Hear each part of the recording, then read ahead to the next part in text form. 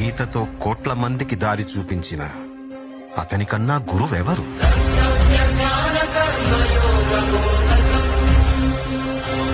రక్షణ కోసం సముద్రం మధ్యలో ద్వారకా నగరాన్ని కట్టిన అతనికన్నా గొప్ప ఆర్కిటెక్ట్ ఎవరు?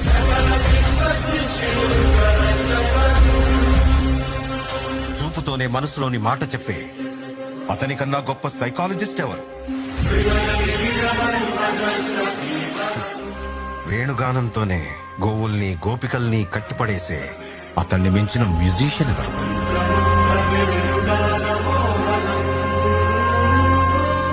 నిత్యారోగ్యంతో ఉండే సూచనలు చెప్పిన అతనికి మించిన డాక్టర్ ఎవరు? ధర్మం కోసం యుద్ధం చేయమని చెప్పిన అతన్ని మించిన వీరుడెవరు?